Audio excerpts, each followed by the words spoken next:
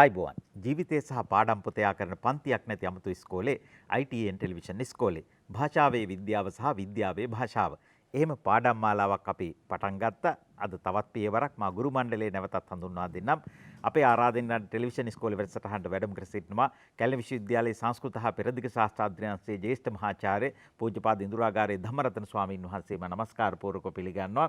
ඒ වගේම අපේ ප්‍රකට ජීව විද්‍යා ආචාර්යතුමා තිස්සජනනායක මහත්මයා ආයිබෝවන් ගෞරවණීය පිළිගන්නවා.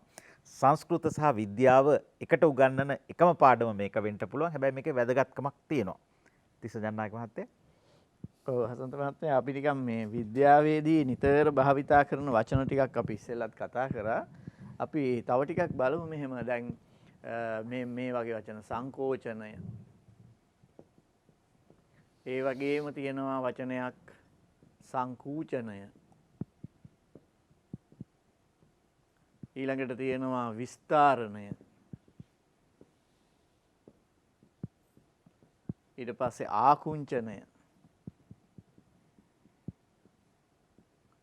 දැන් සාමාන්‍යයෙන් අපි කතා කරනකොට හෘදේ ක්‍රියාකාරීත්වය විස්තර කරනකොට අපි කියනවා හෘදයේ තියෙනවනේ කර්ණිකා සහ කෝෂිකා කියලා.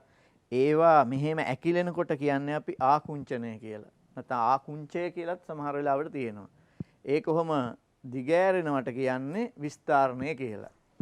ඒතර සංකෝචනය කියන වචනේ භාවිතා කරනවානේ අර පේශිවල.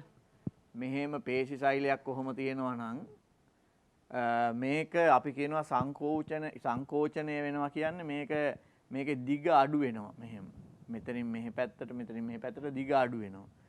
ඒ පේශියක් ගැන කතා කරනකොට අපි යොදන්නේ පේශි සංකෝචනය කියන වචනේ. ඊට පස්සේ සංකෝචනය වෙනවා. ඒක අනිත් පැත්ත භාවිතා කරන්නේ විස්තරණය වෙනවා කියලා. හැබැයි අපි රුධිර වාහිනියක් වගේ මෙන්න මේ වගේ අපි රුධිර වාහිනිය කියන්නේ බටයක් වගේ එකක් ගත්තොත් එහෙම ඒ වගේ බටයක මේ බටේ ඇතුලේ තියෙන කුහරය පුංචි වෙනවා නම් ඒ කුහරය පුංචි වෙනවට යොදන වචනේ සංකූචනය. දැන් එතකොට අර විභාගයට පිළිතුරු ලියනකොට පේශියක් ගැන ලියනවා නම් ඒ ලියනකොට පේශියක දිග අඩු වෙනවා නම් එතකොට අපි යොදන්නේ සංකෝචනය කියන වචනේ. හැබැයි මේ වගේ දැන් අපි හිතමුකෝ ශ්වාසනාලය තියෙන්නේ අපි ශ්වාසනාලිකා තියෙන්නේ. ඒවා සමහර වෙලාවට මෙහෙම තියෙන මේ ඒකේ තියෙන මේ ඇතුලේ තියෙන සිදුර පුංචි වෙනවා. ආන්නේ සිදුර පුංචි වෙනකොට සංකෝචනය කියන වචනේ යොදන්නේ නැහැ. එතකොට යොදන්නේ සංකූචනය කියන වචනේ. එතකොට හෘදයේ තියෙන කර්ණිකා කෝෂිකා ගැන කියනකොට කියනවා ඒවා මෙහෙම ඇකිලෙන එකට කියනවා ආකුංචනය කියලා, දිගෑරෙන එකට කියනවා විස්තරණය කියලා. ඔය විදිහට විවිධ වචන භාවිතා කරනවා. ඒ වචන ඇතුලේ ඒක ඇතුලේ තියෙන තේරුම් අපිට කතා කරන්න පුළුවන්. ඒ සමාජය ප්‍රසාරණය කියලා තියෙනවා, සංයෝජනය කියලා තියෙනවා, විසංයෝජනය කියලාත් තියෙනවා. විසංයෝජනයක් තියෙනවනේ. විසංයෝජනයක් තියෙනවා. ඒ විදිහට වචන සෑහෙන ප්‍රමාණයක් තියෙනවා. අපි සාමාන්‍ය විවහාරයේදී වැඩි භාවිතා කරන්නේ නැහැ. නමුත් විද්‍යාවේදී ප්‍රබල ලෙස ඒවා යොදා ගන්නවා. ඒ ඉතින් සංසරණය කියලා තියෙනව නේද? රුධිර සංසරණ පද්ධතිය ගැනත් අපි කතා කළානේ. ඔව්. තව තියෙනවානේ මම බහිස්රාවය. බහිස්රාවය කියලා තියෙනවා. කියන්නේ ශ්‍රාවය කියලා එකක් තියෙනවා. බහිස්රාවය කියලා තව එකක් තියෙනවා. දැන් එදා අපේ හාමුදුරුවෝ පැහැදිලි කරා අර ග්‍රන්ථි කියන එක. ඒ ග්‍රන්ථි කියන එක මේ කතා කරනකොට මට මතක් වුණා මේ ග්‍රන්ථිත් වර්ග දෙකක් තියෙනවා. අන්තරාසර්ග ග්‍රන්ථි, බහිරාසර්ග ග්‍රන්ථි කියලා. ඒ කියන්නේ මෙහෙම අන්තරාසර්ග ග්‍රන්ථි. අන්තරාසර්ග ග්‍රන්ථි. සහ ඊට පස්සේ තියෙනවා බහිරාසර්ග. බහිරාසර්ග ග්‍රන්ථි. ඔතන සර්ග කියන්නේ බැඳිලා තියෙනවා කියලා කියන අර්ථය. ඔව්නේ. එතකොට දැන් විද්‍යාවේදී මේ වචන දෙක දාන්නේ දැන් අපේ කෙල නිපදවන ග්‍රන්ථි තියෙනවානේ. ඒ කෙල නිපදවන ග්‍රන්ථි ගත්තොත් ඒ ග්‍රන්ථිය මෙහෙම තියෙනවා. ඒ ග්‍රන්ථියේ මෙන්න මේ කොටසේ තමයි දැන් මේ කෙල නිපදවන්නේ. නිපදවලා ඒ කෙල එළියට ගිනියන්න මේ විදිහට ඒ ග්‍රන්ථියටම ප්‍රනාලයක් තියෙනවා. ඒ ප්‍රනාලය දිගේ එන්නේ. එතකොට එහෙම ප්‍රනාලය දිගේ මේ හදන කෙල කියන එක එළියට ගේනවා නම් ඒකට කියන්නේ බහිරාසර්ග ග්‍රන්ථි කියලා. ඒකටම තව නමක් දානවා මෙන්න මෙහෙම. සනාල ග්‍රන්ථි කියලා. ඒ සනාල ග්‍රන්ථි කියලා කියන්නේ නාල සහිතයි. ඒ කියන්නේ ඒ ග්‍රන්ථියට නාලයක් තියෙනවා. එතකොට අන්තරාසර්ග ග්‍රන්ථි කියන එක ගත්තොත් මෙන්න මේ වගේ ග්‍රන්ථියක් ඒක ඇතුලේ මෙහෙම සෛල තියෙනවා. ඒකේ අවශ්‍ය කරන ද්‍රව්‍ය නැත්තම් ඒ ශ්‍රාවය නිපදවනවා. හැබැයි ඒකට ඒ ශ්‍රාවය එළියට ගේන්න මේ වගේ නාලයක් නැහැ. එතකොට වෙන්නේ රුධිර නාල තියෙනවානේ. රුධිර නාල ඔහොම යනකොට ඒ ආශ්‍රිතව ඔහොම ඒ රුධිර නාල වලට අර ඒ ග්‍රන්ථියේ නිපදවන ඒවා නිදහස් කරනවා. එතකොට දැන් මේ ග්‍රන්ථිය නිපදවන ඒවා මේ රුධිර නාල වලට තමයි දෙන්නේ මෙහෙම මේ විදිහට. එතකොට ඒ රුධිර නාල වලට දෙනකොට එයාටම කියලා වෙනම නාලයක් නැහැ. එතකොට කියනවා මේකට අර වචනෙම නිර්නාල ග්‍රන්ථි කියලා. නිර්නාල ග්‍රන්ථි කියලා. එතකොට නිර්නාල ග්‍රන්ථි කියන වචනේත් පාවිච්චි කරනවා අන්තරාසර්ග කියලා පාවිච්චි කරනවා. අන්තරාසර්ග ග්‍රන්ථි වල තියෙන විශේෂත්වය තමයි ඒ ග්‍රන්ථියට එයාටම කියලා ප්‍රණාලයක් නැහැ. එයා නිපදවන දේවල් දෙන්නේ ඒ ළඟින් යන රුධිරයට තමයි දෙන්නේ. එතකොට බහිරාසර්ග ග්‍රන්ථි කියන ඒවායේ නිපදවන ඒවා බැහැරට ගේන්න එළියට ගේන්න එයාටම කියලා නාලයක් තියෙනවා. එතකොට කියනවා ඒවට සනාල ග්‍රන්ථි කියලා. ඉතින් එතකොට ඒ නාල සහිත ග්‍රන්ථි, නිර්නාල ග්‍රන්ථි, නාලයක් නැති ග්‍රන්ථි. ඒ විදිහට වචන හරි ලස්සනට භාවිතා වෙනවා. ඔය නිර් කියන වචනේ පාවිච්චි කරපු හින්දා දැන් අපි නිර්ණය කරන දේවලුත් තියෙනවානේ. ඔය ණය කියපුවාම දැන් අපි දන්නවා කන දේවල් ජීර්ණය වෙනවා නේද? ජීර්ණය. දැන් අපි හුස්ම ගන්න එක වැඩේට ශ්වසනයනේ කියන්නේ නේද? ඒ වගේ දැන් සමායෝජනය. ඔය ණය කියලා ඉවර වෙන වැඩ ගොඩක් ස්නායුක සමායෝජනය ගැන අපි කතා කළා නේද? ඔව්. ඒ වගේත් වචන දැනෙන්න තියෙනවා. ඒකේ වෙන්නේ මෙහෙමයි. මං එන්නද හරි. අපි කලින් වැඩසටහනේ අවසර ලබා ගත්තා පාසලක විශ්වවිද්‍යාලයක වගේ ගෞරවනීය ස්වාමින් වහන්සේ හිටගෙන ඔහොම වැඩ ඉඳගෙන උගන්වන්නට පුළුවන් අපිට මෙහෙම වාඩි වෙලා ඉන්න අවසර දෙන්නයි කියලා සාමාන්‍යයෙන් රූපවාහිනී වැඩසටහනක නොවන වැඩක් නේද තිස්ස මහත්තයා. අපි ශිෂ්‍යයෝ වගේ ස්වාමින් වහන්සේ ගුරුවරයෙක් වගේ උගන්වනවා. විශ්වවිද්‍යාලේ පාසලේ හාමුදුරුවෝ උගන්වන්නේත් ඔය ආකාරයටනේ. දැන් මේ සංස්කෘතයේ ඔය වගේම වචන තියෙනවා. දැන් මේ බලන්න ජීවති මං එදත් මේක කිව්වා. ජීවති කියන්නේ ජීවත් වෙයි. ක්‍රීඩති ක්‍රීඩා කරයි. ධාවති ධාවති කියන්නේ දුවයි. එතකොට මේක සංස්කෘත වෙන විදිහ තමයි මේකේ අපි මේ ටී කියලා කියන සෆික්ස් එක ඒ කියන්නේ ප්‍රත්‍යය මකලා දානවා. මේක මකලා දාපු ගමන්ම ඒක සංස්කෘත. එහෙම මකලා දාලා ඉවර වෙලා අපි ඒක සිංහල ඇඳුමක් අඳිනවා. ඒකට තමයි ය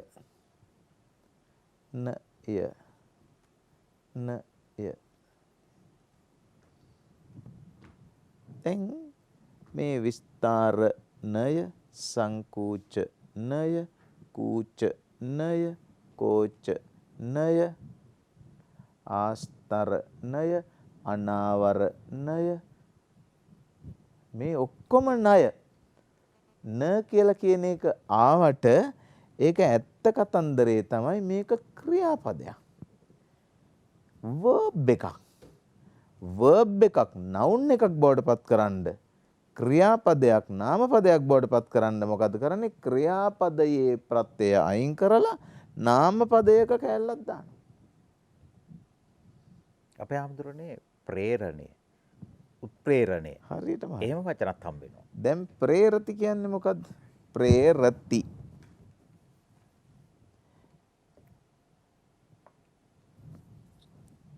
පොළඹවනවා. ප්‍රේරති පොළඹවනවා. අභිප්‍රේරති ඉස්සරහට තල්ලු කරලා යවනවා. උත්ප්‍රේරති උඩින් තල්ලු කරලා යවනවා. උත්ප්‍රේරති කියන්නේ උඩින් තල්ලු කරනවා. අභිප්‍රේරණික තල්ලු කරලා දානවා ඉස්සරහට. ප්‍රේරති කියලා කියන්නේ පොළඹවනවා.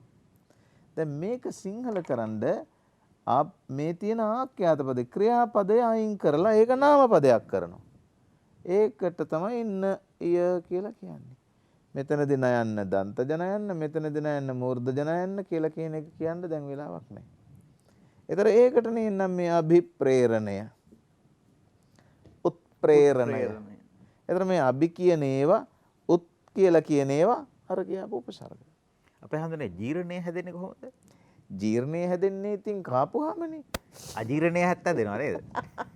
දිරවන්න බැරි වුණොත් අජීර්ණය. ජීරති කියලා කියන්නේ නාම ගොත්තං ජීරති. රූපං ජීරති. රූපය ජීරති. දිරයි.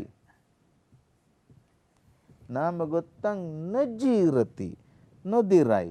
නාමේ නොදිරනා රූපේ දිරනා කියලා ගීතයකුත් ගාතාවක් තියෙනවා. ඒ ජීරණය තමයි මේ. ඉතින් ඒක දිරා ගියේ නැත්තම් අජීරණයනේ. එහෙම වුණාම අමාරුයි. එහෙම වුණාම අමාරුයි. ඔය හුඟක් වෙලා තියෙන්නේ එහෙම තමයි. අපේ හැමෝම ඔය අපි පාවිච්චි කරන උත්ප්‍රේරණය කියලා වචනයක්. ඔව්. ඒ වගේම තියෙනවා උත්තේජනය කියලා වචනයක්. හරියටම හරි. ඒ දෙක සම්පූර්ණයෙන් මේ වෙනස්. උත්තේජනය දෙනවයි කියලා කියන එකයි උත්ප්‍රේරණය කියන එක. ප්‍රේරණය කියලා කියන්නේ බලහත්කාරයෙන් තල්ලු කරන එකට. උත්තේජනය කියලා කියන්නේ මොටිවේට්. ඒ කියලා කියන්නේ යුක්ති සහගත සාධාරණ විදිහට ටික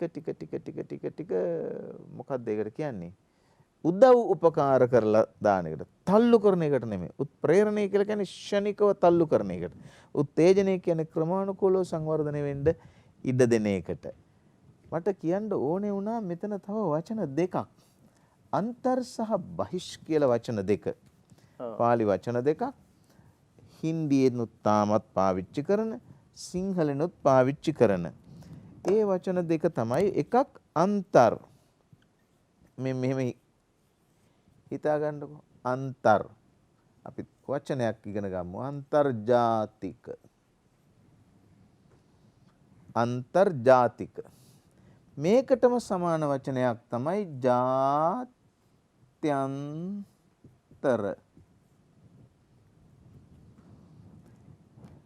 මේ දෙකටම ඉංග්‍රීසියෙන් කියන්නේ ඉන්ටර්නැෂනල්. ඉන්ටර්නැෂනල්.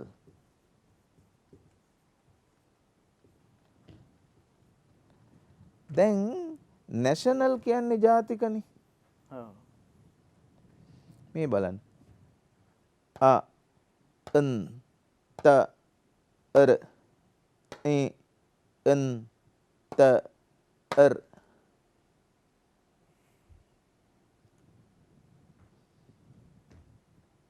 එන්ටර්. අකුරු දෙක ගැන හිතන්නේ නැතුව හඬ ගැන හිතුවොත් එහෙම එන්ටර්. අන්තර. හැබැයි ඉන්ටර් හෝ අන්තර් කියලා කියන එකේ තේරුම් දෙකක් තියෙනවා. තේරුම් දෙකක්. ඔය ඉන්දියාවේ එහෙම අය ඉංග්‍රීසි ප්‍රනවුන්ස් කරනකොට ඔය ඉන්ටර් කියලා නේ කියන්නේ inter otherwise our match never play. මම හිටියනේ ඉතින්. How are you? How are you? ඇයි හැමෝටනේ අල්රයන් වැඩිපුර කියන්නේ? සංස්කෘත. සංස්කෘතේ තියෙන්නේ Ryan. Your mother. Your mother, otherwise our match never play. අන්තර් වර්ග දෙකක් තියෙනවා. එකක් දෙකක් අතර අන්තර්. අනිත් එක තමයි දෙක දෙපැත්ත වෙච්ච අන්තර්. අනිත් එක ඇතුළට කියන අන්තර්. අන්තර් සහ බහිෂ් කියලා කියද්දී ඇතුළට සහ පිටට. බහිෂ් ශ්‍රාවය. ශ්‍රාවය කියන්නේ ගලනවා ස්රවති. ස්රවති කියන්නේ සංස්කෘතයෙන් ගලාගෙන යන එකට. ශ්‍රාවය කියන්නේ ගලාගෙන යන එක. බහිස්රාවීය කියලා කියන්නේ බහැරට ගලා ගිය හැකි ස්රාවීය. ඊය කියන ප්‍රත්‍යය දාලා තියෙනවා නම් බහිෂ් කියන්නේ බහැරට, ස්රවති කියන්නේ ගලනවා, ස්රාවීය කියලා කියන්නේ ගැලිය හැකි. එළියට ගැලිය හැකි බහිශ්‍රාවීය. එතර මේ ඔබතුමා මේකට කිව්වේ නාල නෙමෙයි. ප්‍රනාල. නාල කියන්නේ ලොකු ඒවා, නාලිකා කියන්නේ කුඩා ඒවා, ප්‍රනාල කියන්නේ ඊටත් වඩා පුංචි ඒවා. කෝෂ. දැන් කෝෂ ග්‍රන්ථ, මුදල් කෝෂ්ඨ, ලොකු කෝෂිකා පුංචි වෙනවා. පුංචි එක. කුටි ගන්ධ කුටි ගන්ධ කිලි. කුටිය කියන්නේ ලොකු කාමරයක්. කුටිකා කුඩා එක. කා යන්න දාපු ගමන් කුඩා එනවා. පූටිකා කියන එකත් චූටි සිදුරන්. ඉතින් ඒක තමයි. ඒ කුටිකා කියලා කියන්නේ ඒක කුඩා එකෙත් කුඩා එක. පූටිකා. එතකොට අපේ හාමුදුරනේ පූටිකා අර්ථ දක්වනකොට කියනවා ඒක අන්වීක්ෂීය සිදුරක් කියලා. අන්වීක්ෂීය සිදුරක්. ඇයි? අනු ඊක්ෂයකින් බැලිය යුතු සිදුරක්. අන්වීක්ෂීය දැක්කද ඊය?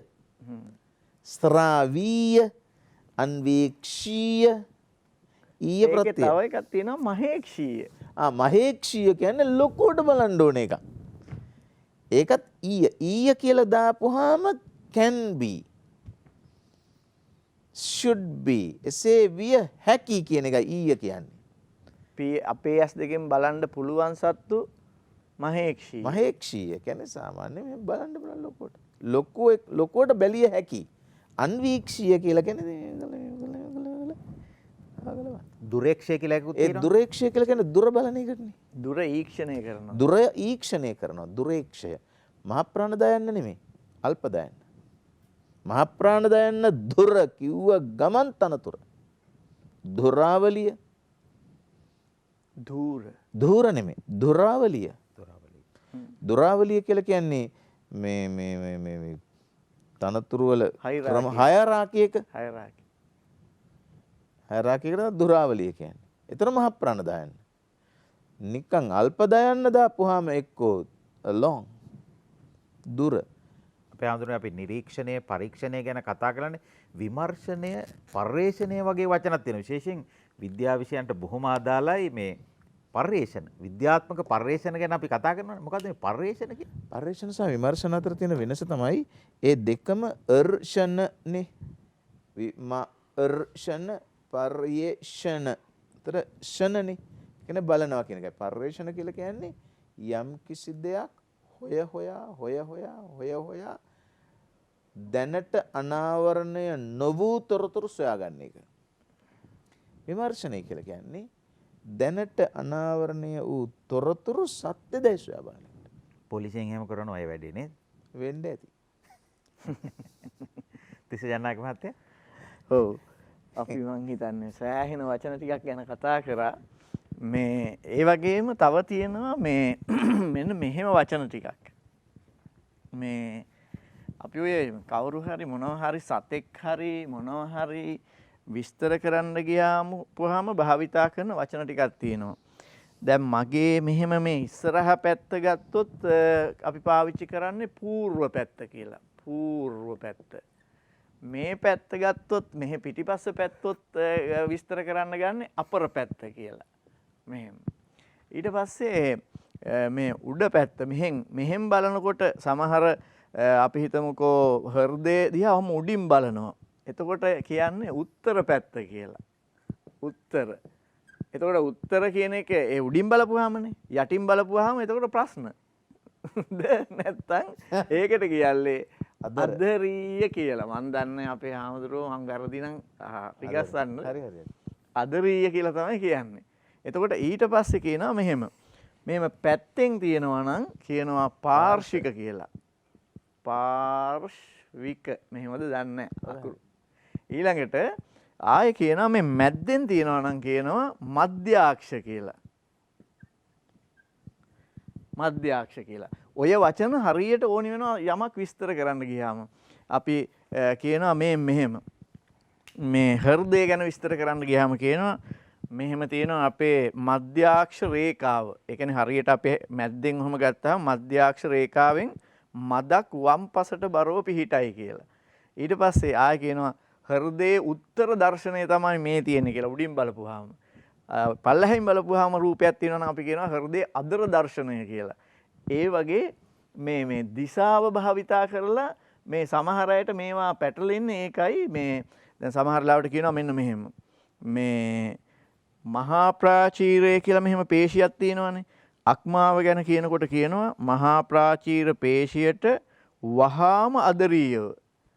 ඒ කියන්නේ ඒකත් එක්කම යටින්. ඔය කියන්නේ ඔව්.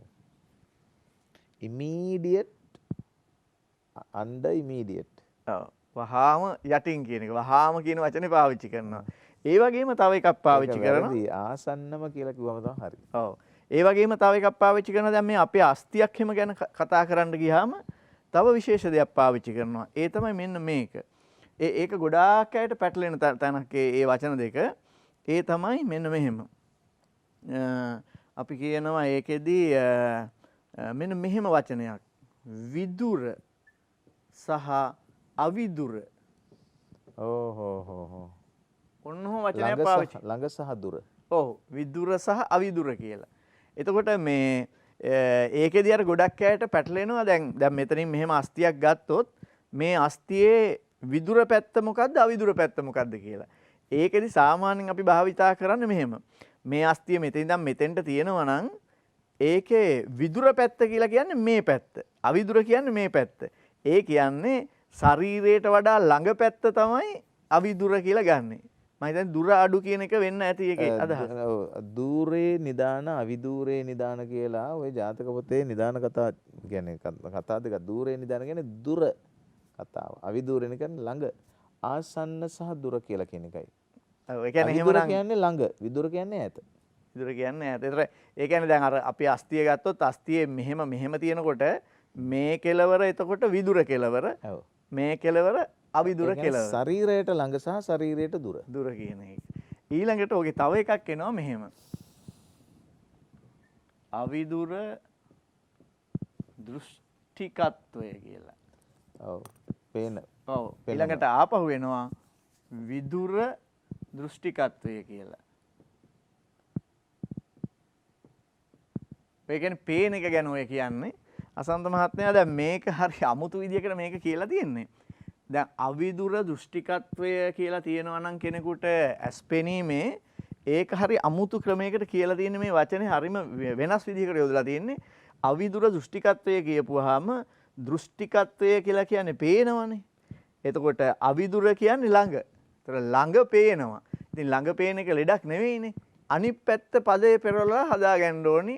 ළඟ පේනවා. ඒ කියන්නේ දුර පේන්නේ නැහැ. ඒතර දුර පේන්නේ නැහැ කියන එකට දාලා තියෙන්නේ දුර පේන්නේ නැහැ කියන එක නෙමෙයි. ළඟ පේනවා කියලා. අවිදුර දෘෂ්ටිකත්වය. මේක අනිත් පැත්ත විදුර දෘෂ්ටිකත්වය. ඒ කියන්නේ විදුර දෘෂ්ටිකත්වය කියන්නේ දුර පේනවා. ඒ කියන්නේ ළඟ අකුරු වගේ ඒවා පේන්නේ නැහැ කියන එක. ඒ කියන්නේ අමුතු විදිහකට ඒක කියලා තියෙන්නේ. ඒකේ තව එකක් අපි ගන්න ඕනේ ආද්‍යාහාර වශයෙන් ගන්නවා කියලා එකක් තියෙනවා භාෂාවේ. ආද්‍යාහාර වශයෙන් ගන්නවා කියන්නේ අපි කියවෙන එක ගන්න ඕන. එතකොට ඒකේ තේරුම තමයි අවිදුර දෘෂ්ටිකත්වය කියලා කියන්නේ ළඟ පමණක් පෙනේ.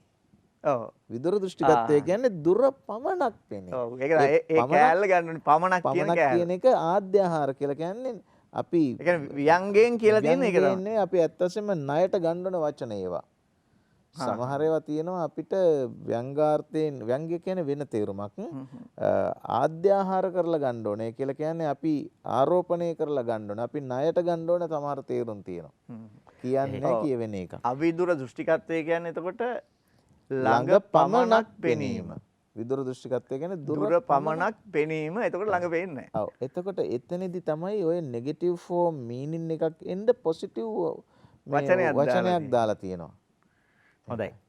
අපි භාෂාවේ විද්‍යාව සහ විද්‍යාවේ භාෂාව ගැනයි කතා කරන්නේ. මට අවසන් දෙන්න පාලක මැදිරියට යන්න. පාලක මැදිරිය මගින් නිකුත් කරන පණිවිඩ කිහිපයක් සඳහා.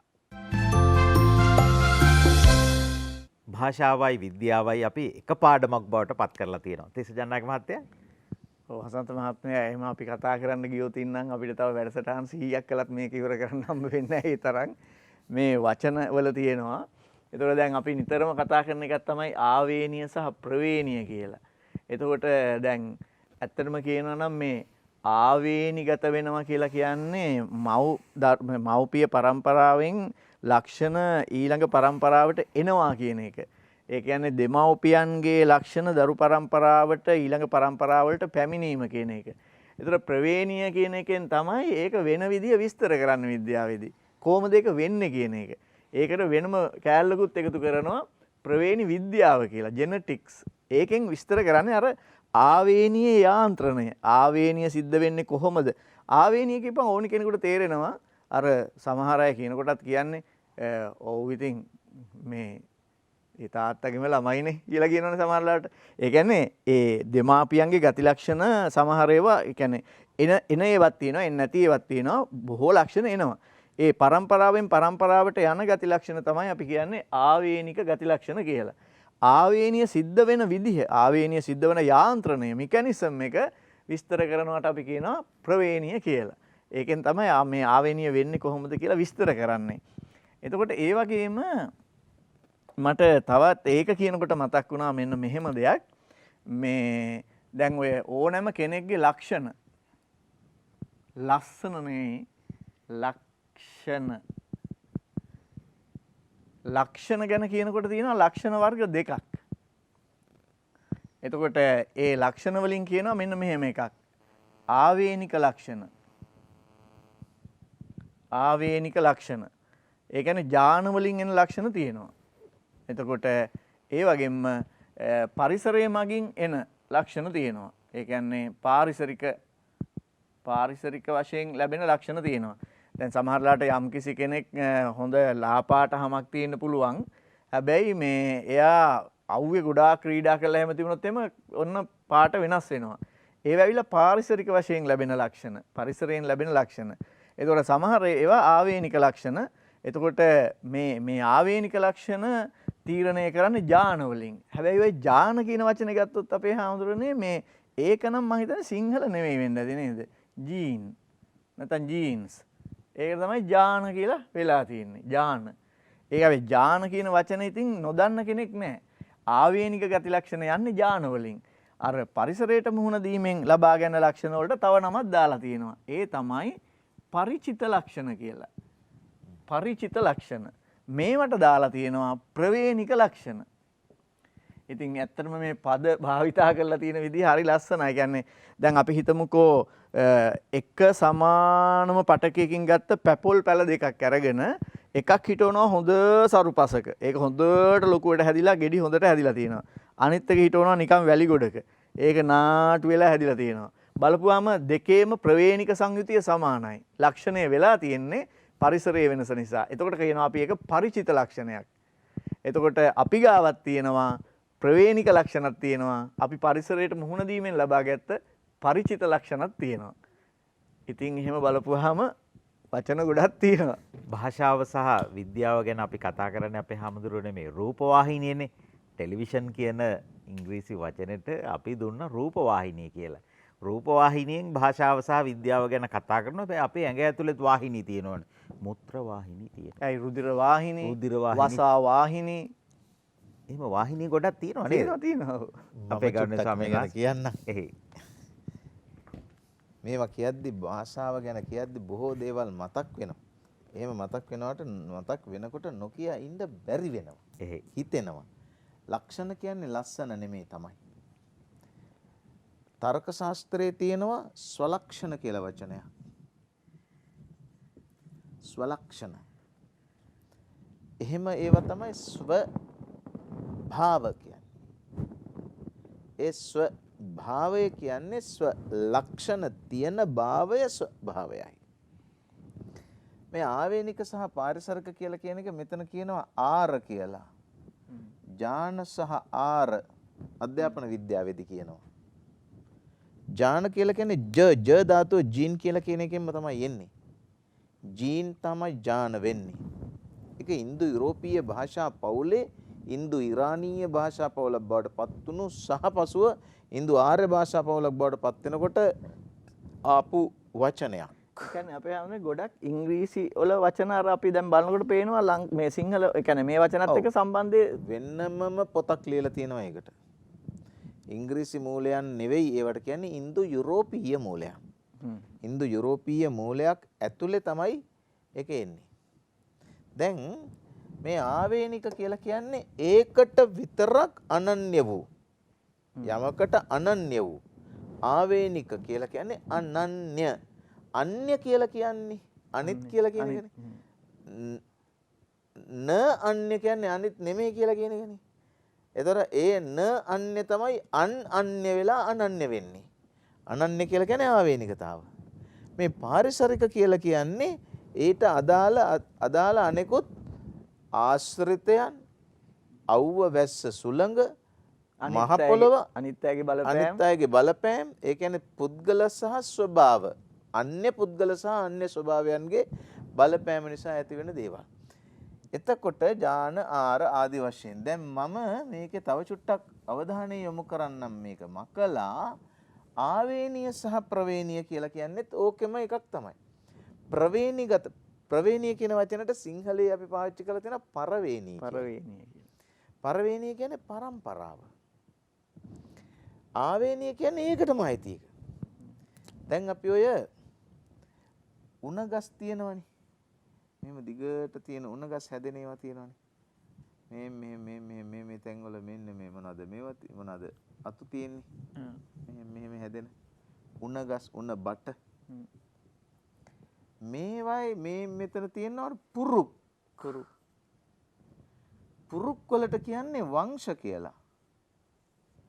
පර්ව කියලාත් කියනවා. පර්ව කියලාත් කියනවා. වංශ කියලා කියන්නේ පුරුක් වශයෙන් ඈඳිලා තියෙන. මේකට කියන්නේ පර්ව. හැබැයි මේවා ගොඩක් එකට ඈඳිච්චාම වංශ.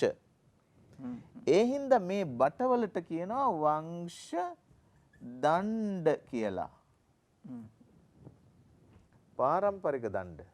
මේකේ වංශ කියලා කියන එකේ වයන්නයි මේ සයන්න මෙහෙම ඇවිදිලා වස් කියලා කියන එකයි දයන්නයි ණ්ඩ කියන එකේ ණ්ඩු කියලා කියන එකයි එක්කව තමයි වස් දණ්ඩු රාවේ බටනලාව හැදෙන්නේ. ඒ වංශ දණ්ඩය. එතකොට පරවේණියක් කියලා කියන්නේ මෙන්න මෙහෙම එකකට එකක් සම්බන්ධ දීර්ඝකාලීන සම්බන්ධයට තමයි පාරම්පරික වංශය තමයි ප්‍රවේණිය කියලා කියන්නේ. ආවේනිය කියන්නේ ඒකට විතරක් ආවේනික වෙච්ච එක. අනිත් ඒවාට සම්බන්ධයක් නැහැ. හැබැයි සම්බන්ධය තියෙන්නේ ප්‍රවේණිය. ඊට විතරක් ආවේනියක තමයි ආවේනිය කියලා කියන්නේ. අපේ හාමුදුරුවෝ ගහක් ඇඳපු හින්දා ඕකට ශාකය කියලාත් කියනව නේද? ශාක කියලා කියනවා. ශාක කියලා කියන්නේ ඇත්ත වශයෙන්ම ෆ්ලෝරා ඇන්ඩ් ෆෝනා. එතන ශාක. හැබැයි ශාකා කියන්නේ වෙන එකක්. ශාකයක ශාකා තියෙන්න පුළුවන්. අපේ හැමෝනේ ශාකිකා කියලා එකකුත් තියෙනවා. ශාකිකා කියන්නේ පොඩි එක. ඒකෙත් පොඩි එක. අනුශාකිකා කියලා. දැන් ශාකා තියෙන්නේ ගස්වලනේ. ඒ වුණාට බැංකු ශාකා හැම තියෙනවනේ මේ තලවද. හරිනේ. ඉතින් දැන් ශාකා කියන්නේ අත්ත. අත්තට තමයි සංස්කෘතයෙන් ශාකා කියන්නේ. ඒකටම තමයි ඉංග්‍රීසියෙන් කියන්නේ බ්‍රාන්ච් කියලා. ඉතින් බැංකුවලත් තියෙන බ්‍රාන්චස් තමයි. බ්‍රාන්චස් කියන්නේ අතු. අතු කියන්නේ ශාකා. අපේ හාමුදුරුවෝ ශාකය ගැන සඳහන් කරුණා ශාකයේ තව දේවල් තියෙනවනේ. අතු තියෙනවා, ශාකා තියෙනවා, පත්‍ර තියෙනවා, පත්‍රිකා තියෙනවා, පුෂ්ප තියෙනවා. ඔව්. පළත් තියෙනවා. පුෂ්පිකාත් තියෙනවා. ඵලය ඇතුලේ තව දේවල් තියෙනවා. ඔව් මේ ඕකේ පරාගණයක් තියෙනවානේ. ඒ පරාගණයේ තියෙන අපේ හාමුදුරනේ ස්ව පරාගණයයි පර පරාගණයයි කියලා දෙකක්. ස්ව කියන්නේ තමන්ම පරාගණය වෙන එක. පර පරාගණය කියන්නේ වෙන එකක් එක්ක. පර කියන්නේම අනුන් කියන එකනේ. පරදේශක්කාරයෝ කියලා. පරදේශක්කාරයෝ කියනවා විතරක් ඇයි පර බල්ලෝ. අනුන්ගේ බල්ලෝ. අනුන්ගේ බල්ලෝ. ගෙදර බල්ලා ස්ව බල්ලා. පිට බල්ලා පර බල්ලා. කිසිම නරක අර්ථයක් නැහැ. පරයෝ කියලා කියන්නේම අනිත් අයට. අනිත් අයට. ඒක පාවිච්චි කරලා තියෙනවා කවිවල, සිංහල ගීවල. පරදේශීන් කියලා කියන්නේ. එතකොට මෙතන මට තව ඕනේ වුණා චූටි වචනයක් කියන්න. పూర్ව කියන්නේ පෙර, අපර කියන්නේ පසු, උත්තර කියන්නේ උඩ, අදර කියන්නේ යට, පාර්ශ්ව කියන්නේ පැත්ත, මධ්‍ය කියන්නේ මැද. දැන් මේ මෙහිම වචනයක් අහලා තියෙනවද?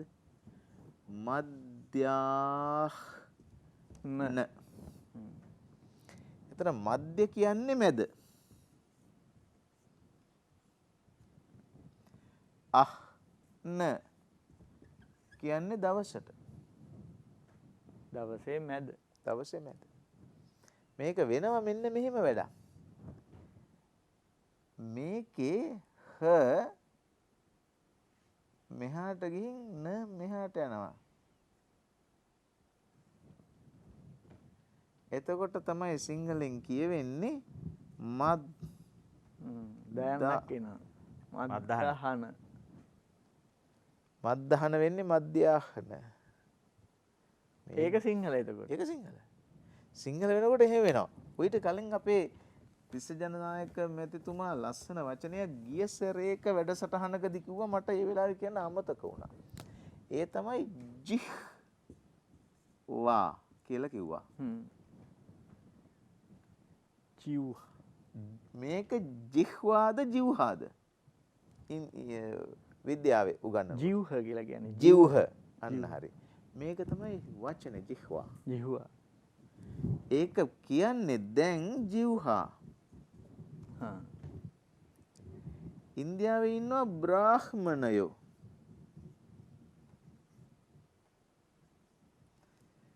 කතාවේදී ඉන්දියන් කාරයොත් දැන් කියන්නේ ඒගොල්ලන්ට බ්‍රාහ්මණයෝ කියලා. ඒකද බමුණ උනේ. බමුණ කියන්නේ ඒක තමයි. බමන. දැන් මේකෙන් තේරෙනවා කාරණා කීපයක්. සමහර විද්‍යා වචන සංස්කෘත මූලයන්ගෙන් අරන් හදලා යොදලා තියෙනවා. ඒවා හදපු ඒවා රෙඩිමේඩ් ඒවා. සමහර මූලයන් ඉංග්‍රීසි මූලයන් අරගෙන සංස්කෘත කරලා තියෙනවා පාශ්චාත්‍ය වගේ. පාශ්චාත්‍ය ත්‍රොහෝමෝන ආදි වශයෙන්. තව සමහර ඒවා තියෙනවා ඔය එන්සයිම කියලා තියෙනවා. එන්සයිම කිව්වා මං ඉස්සර හිතාගෙන හිටියේ නමක් වෙන්න ඇති කියලා. එන් කියන්නේ වාසගම වෙන්න ඇති. එන්සයිමන් කියලා. එන්සයිමන් කියලා. එතකොට තව සමහර ඒවා තියෙනවා සිංහලම හදාපු වචනක් තියෙනවා. සිංහලේ මම දැකලා තියෙනවා සීහුම්. සීහුම් අපි ගිය සතියේ කතා කළේ. එතකොට ඒ සීහුම් කියන්නේ සෑහෙනවා කියන එක කොහේවත් නැහැ නිෂ්පන්නයක්. නිෂ්පන්න කියන්නේ මේ අපේ රටේ අපිම හදාගන්න වෙන භාෂාවක මූලයක් නැහැ. දැන් භාෂාවේ තියෙනවා තත් සම තත් භව නිෂ්පන්න කියලා. වචන තුනක්. වචන වර්ග තුනක්. තත් භව කියලා කියන්නේ ඒ තිබිච්ච එක එල්ලෙස්සම අරගෙන Tamanට ඕන විදිහට හදලා තියෙනවා. තව සමහර ඒවා තියෙනවා ඒක එහෙම අරගෙන එල්ලෙස්සම ගන්න තත් සම ඒකට සමානයි. සමහර ඒවා තියෙනවා අපිටම ආවේනිකයි. දැන් නිකන් හිතන්නකෝ කුක්ෂිය. කුක්ෂ කියලා කියන්නේ බඩ. එතකොට බඩ කියලා වචනයක් පාලියේ නෑ. සංස්කෘතේ නෑ. සංස්කෘතය කියන්නේ කුක්ෂි. එතකොට ඒක සිංහලට එන්නේ කුස. කුස තුල මව් කුස. ඒක එහෙම එකක්. වෘක්ෂ කියලා જાතියක් තියෙනවානේ. වෘක්ෂ ලතා. වෘක්ෂ කියන්නේ ගහ ලතා කියන්නේ වැල. ඒකට සිංහලෙන් එන්නේ වෘක්ෂ ලතා වෘක්ෂ කියන එක සිංහලට එන්නේ රුක්. ලතා කියන එක සිංහලට එන්නේ ලිය. තුරුලිය. තුරුලිය. එතකොට ගස් කියලා තව වචනයක් තියෙනවා. ඒක තමයි මේ මහ පොළොවට ආවේනික වචනේ. ගස්. ගස්. පස්සේ කාලෙකදී අපේ කුමාරණතුංග මුනිදාස සූරීන් අලව් එස්සි සැබිහෙල සූරීන් රයිපියල් තෙන්නකෝන් සූරීන් කෝදාගොඩ ඥානාලෝක හාමුදුරුවෝ මේ සංස්කෘත පාරිභාෂික වචන සිංහල කරන්න වෑයම් කළා. ඒකෙන් තමයි හෙළ හවුල බිහි වෙන්නේ. ඒක දිග කතාවක්. පස්සේ කාලේ අරිසෙන් අහුබුදුවන් ඉලියන්ද සිල්වා මහත්තයා වගේ අපේ වැඩසටහන් වලට සහභාගී වුණු සම්පත්ධාරී සමහර වචන දැන් සුපිරි සුපර් කියලා ඉංග්‍රීසි වචනයක් තියෙන සුපිරි සුපිරි විශ්වවිද්‍යාල කියන්නේ සංස්කෘත වචනේ. විශ්වවිද්‍යාල කියන්නේ සංස්කෘත වචනේ. එතුමාලා හදාපු වචන තමයි සරසවිය. ඒ සරසවිය කොච්චර ලස්සනද? සුපිරි කියන වචනේ රැහැන කියන වචනේ දැන් විදුලි රැහැන් තියෙන්නේ. ඒ වගේ තමයි. ස්නායු රැහැන් කියලාත් පාවිච්චි කරනවා අපි. Nerve code. ඒ කෝඩ්. තන්තු කියන්නේ නූල් වලට. තන්තු සහිත ආහාර, රුධිර තන්තු, ඒ කුඩා කෙඳි වලට තන්තු කියන්නේ. තිසජනායක මහත්තයා ඔව් හසන්ත මහත්මයා අපි දැන් ගොඩාක් තුරු ගැන කතා කරා. තුරු ලතා, වෘක්ෂ ලතා, ලතා මණ්ඩප කියලාත් තියෙනවානේ. ලතා ගොඩාක් තියෙන ඒවා. එතකොට එහෙම කතා කරනකොට පුෂ්ප ගැන කතා කරා. ඒ වගේම කුඩා ඒවා තියෙනවා මේ පුෂ්පිකා කියලා. ඒ කියන්නේ පුෂ්ප වලට වඩා පුංචි ඒවා. එතකොට ඒ වගේම පුෂ්ප ගොඩාක් එකතු වුනහම කියනවා පුෂ්ප මංජරී කියලා. දැන් සමහර ගස් වල තියෙන්නේ පුෂ්ප නෙමෙයි පුෂ්ප මංජරී. මල් පොකුරු. පුෂ්ප ගුංච කියලාත් කියනවා. පුෂ්ප ගුංච. ගුංච ගොමු. ගොමු මල් ගොමු. ඔව් මල් ගොමු කියන්නේ මම හිතන්නේ ලොකුම එක. ලොකු එක. මල් ගොමුව ඊට පස්සේ ඒ මල් ගොමුවේ තියෙනවා පුෂ්ප මංජරී. පුෂ්ප මංජරී වල ඇතුලේ තියෙනවා පුෂ්ප වලටත් වඩා පුංචි ඒවා තියෙනවා පුෂ්පිකා. හැම වෙලාවෙම ඉකා ආවොත් අර ප්‍රධානයකට වඩා කුඩායි. පුංචි නාල නාලිකා, නදී නදීකා, පුෂ්ප පුෂ්පිකා, පත්‍ර පත්‍රිකා. පත්‍ර පත්‍රිකා. ඔව් එතකොට දැන් අපි ගත්තොත් එහෙම මේ පුෂ්ප ගැන බැලුවොත් එහෙම පුෂ්පයක මේ වගේ තියෙනවා කොටස්. මං හිතන්නේ පොඩි පන්ති වල ඉඳන්ම මේ ගොඩක් දරුවෝ කතා කරනවා මෙහෙම මේ පුෂ්පයක තියෙන කොටස් ගත්තොත් ඒවයි මං හිතන්නේ අද අපිට වෙනද කතා කරනවට වඩා මේකේ තේරුමක් ගැන කතා කරන්න පුළුවන් වෙයි කියලා මට හිතෙනවා. මේ විදිහට තියෙනවා මේ දලපත්‍ර කියලා අපි ඒවට කියන්නේ විද්‍යාවේදී අර ලස්සනට පාට තියෙන ඒවා. ඊට පස්සේ මෙහෙම තියෙනවා රේණු මේ විදිහට. මේකේ තියෙන කොටස් ටික ගැන ගත්තොත් එහෙම සමහර ඒවා නම් තියෙනවා මේ ඒවට හේතු මට කියන්න අමාරුයි මොකද ඒ වචනවල ප්‍රශ්නයක් තියෙන නිසා මේවට කියනවා මණිපත්‍ර කියලා. මේක නම් කොහෙන් ආවද කියලා කියන්න මම දන්නේ අපේ ආඳුරනේ. මණි කියන එක. ඒ කියන්නේ මණිපත්‍ර කියලා තමයි ඒවට කියන්නේ. මේවට කියන්නේ දලපත්‍ර කියලා. එතකොට මේකට කියනවා පරාග දහනිය කියලා. පරාග ධානිය. මේකට කියනවා සූත්‍රිකාව කියලා. සූත්‍රිකාව. එතකොට මේ දෙක එකතු වුණාම මේ මලේ තියෙන පිරිමි කොටස. ඒ නිසා ඒකට කියනවා පූමාංගය කියලා. පූමාංගය කියන වචනේ තමයි පාවිච්චි කරන්නේ. එතකොට ඊට පස්සේ මේ පැත්තට ගත්තොත් මේ පැත්තේ මම මේ කොටස පොඩ්ඩක් අයින් කරලා මේ නම් කරලා පෙන්නන්නම්. මෙහෙම මේ හරියට කියනවා කලංකය කියලා. කලංකය කියලා. මේවයේ තේරුමක් අපිට හොයාගන්න පුළුවන් වුණොත් නම් මේ මතක තියාගන්න ලේසි වෙයි. මේකට කියනවා කීලය කියලා. කීලය කියලා. මේකට කියනවා ඩිම්බකෝෂය කියලා. ඩිම්බකෝෂය කියලා. ඊට පස්සේ මේක ඇතුලේ තියෙන ඒවට කියනවා ඩිම්බ කියලා. මේ ටික ඔක්කොම එකතු කරපුවාම කියනවා ඒකට කියන්නේ ජායාංගය කියලා. ජායාංගය කියලා කියන්නේ මලේ තියෙන ස්ත්‍රී කොටස.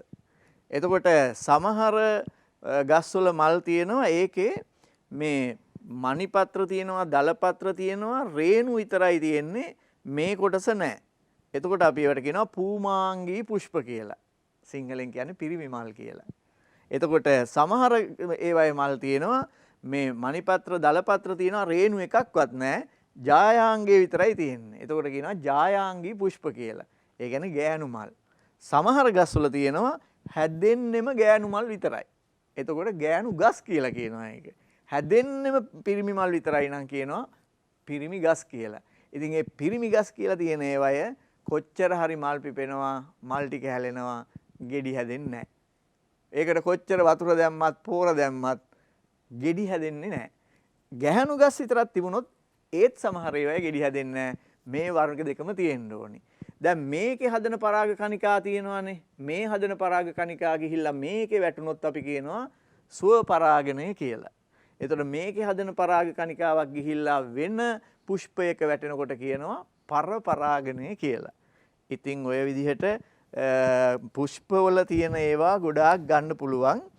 දැන් මට මතක් වෙනවා අපේ ගෞරවනීය ස්වාමින් වහන්සේ කියපු කතාවකුත් එක්ක මට ගොඩක් කල් විසඳගන්න බැරුව තිබිච්චි ප්‍රශ්නයකට උත්තරයක් හම්බ වුණා හසන්ත මහත්මයා. මෙහෙම ඔය මඩු ගහේ තියෙනවා මේ වගේ මෙන්න මෙහෙම කියන්නේ මඩු ගහේ බීජය අරන් කපලා බැලුවොත් ඔන්න ඔය වගේ ඕකේ අපි විද්‍යාවේදී උගන්වනවා මේකේ ඇතුලේ තියෙනවා මේකේ මෙන්න මෙහෙම කොටසක් ඒකට කියන්නේ මේ ජන්මානුශාකය කියලා ඒකේ මෙහෙම ප්‍රජනනය සඳහා දායක වෙන කොටස් තියෙනවා. ඕකේ අපි හැමදාම ලකුණු කරනවා මෙන්න මෙහෙම කොටසක්. මේ වගේ කොටසක්. මෙන්න මෙහෙම කොටසක් ලකුණු කරනවා. මේ කොටස මොකද්ද කියලා අහපුවාම මේකට නම දාලා තියෙන්නේ කුක්ෂිය. කුක්ෂිය පටකය කියලා. එතකොට දැන් මට මේ ඉඳගෙන අහගෙන ඉන්නකොට මතක් වුණේ අර අපේ ආමුදුරුව පැහැදිලි කළා මේ බඩ කුස කුක්ෂිය කියලා. එතකොට බලපුවාම අපි කියනවා මෙන්න මේ ඇතුලේ තියෙන කොටස. ඒකට පෝෂණය සපයන්නේ මේ කොටසින් කියලා. ඒ හින්දා තමයි ඒකට පෝෂණය සහ ආරක්ෂාව. පෝෂණය සහ ආරක්ෂාව. ඒක සපයන්නේ කුක්ෂිය මගින් කියලා. පෝෂණයයි ආරක්ෂාවයි. එහෙනම් ඉතින් එතකොට කුස අර මව් කුසෙන් ලදරුවාට ආරක්ෂාව ලබා දෙනවා වගේ තමයි මේ වචනේ මේ පාවිච්චි කරලා තියෙන්නේ. මේකට පෝෂණයයි ආරක්ෂාවයි ලබා දෙන එක තමයි කුක්ෂිය පටකය කියලා කියන්නේ. يعني කුස විදිහට ක්‍රියා කරනවා කියන එක. ඉතින් අද තමයි ඇත්තටම මේ කුක්ෂිය කියන වචනේ. ඒ කියන්නේ එතකොට දැන් එහෙම බලපුවාම දැන් මේ වගේ වචන තිබුණාම අපිට හිතා ගන්න බෑ ඒකට ඒ නම දැම්මේ ඇයි කියලා. හැබැයි නමේ තේරුම දැනගත්තට පස්සේ ටක් ගාලා තේරෙනවා නම මෙතෙන්ට හරියටම යෝග්‍ය ලෙස දාලා තියෙනවායි කියන එක. බලාගෙන ගියාම විද්‍යාව පොතේ තියෙන්නේ විද්‍යාව විතරක් නෙවෙයි පාලි සංස්කෘතක් තියෙනවානේ. පාලි සංස්කෘත සිංහල මේ ඔක්කොම තියෙනවා. ඒ පිළිබඳ දැනුම ඉතා වැදගත් විද්‍යාව ඉගෙන ගන්න විශේෂයෙන් සිංහලෙන් ඉගෙන ගන්නට ඉතා වැදගත්. අපේ හැමදෙරනේ මෙතන ඔබතුමා ඉස්සෙල්ලා ලිව්වනේ පූමාංගය කියලා. ඔව්. මෙතන මේම මගේ සංස්කෘතික සීමාව ආරක්ෂා කරගෙන මට මේ ටික කියන්න ඕනි. ලිංග කියලා කිව්වහම ඒක අපිට නරක අදහසකින්ම ගන්න බෑ. ලිංග කියලා කියන්නේ ආවේනික ස්වභාවයට. එතකොට ඔතන පූමාංගයයි ජායාංගයයි. ඔව් ජායා කියන්නේ ගෑණි කියන එකම ජායා කියන්නේ භාර්යාව. ජායා කිව්වට ඒක දිග කතාවක්. ඒක පස්සේ වෙලාවක ගමු. හැබැයි මෙතන එකක් අවධාරණය කරන්න ඕනේ. දැන් ඔබතුමාලා උගන්නලා පුරුදු වෙච්ච හින්දා ඔබතුමාලට උගන්නන්න පොත්වල ලියලා තිබිච්ච හින්දා මිසක් පූම කියලා වචනයක් නෑ. පුම තමයි වචනේ. පුමංගය. පුම්. පුයන්න බින්දුව නැත්තම් පුයන්න අල්ම යන්න. ඒ හින්දානේ ලිංග පුල්ලිංග කියලාද අපි කියන්නේ පුල්ලිංග කියලාද කියන්නේ. පුල්ලිංග. පුංගවයෝ කියලා જાතියක් ඉන්නවා. පුංගවය. පුංගවයෝ නෙමෙයි කියන්නේ. පුංගවයෝ. පුංගවයා කියන්නේ පිරිමි ගවයා. එහෙනම් පූමාංගය නෙමෙයි පුමාංගය. එතකොට පුමාංගයනේ. ඔව් ජායා කියලා කියන්නේ භාර්යාවට ස්ත්‍රියට ඔය කීලය කියලා එකක් තියෙන්නේ. ඔව් බටේ. අන්න බටේ. බටේ. ඕකේ තියෙනවා අපි අහලා තියෙනවද ඉන්ද්‍ර කීලයක් සේනසලී ඉන්නවා. ඉන්ද්‍ර කියලා කියන්නේ සක්‍ර දෙයියන්ගේ. සක්‍ර දෙයියන්ගේ කීල කියන්නේ ප්‍රධාන ගේට්ටු දෙක වහන මැද්දේ ගහලා තියෙන හයි සවිශක්තිමත් කණුව ඉන්ද්‍ර කීලයක් සේනසලී ඉන්නවයි කියලා කියන්නේ ඒකයි. එතකොට ඔකේ මණිපත්‍ර කියලා කියන්නේ. පත්‍ර කියලා කියන්නේ පත්‍රවලට මණි කියලා කියන්නේ දෙපැත්තෙන් වැහෙන කියලා කියන අර්ථයක් විතර තියෙනවා. කලංකය කියලා කියවුවට උතන කලංකය කියලා කියන්නේ කැලලට. කැලල.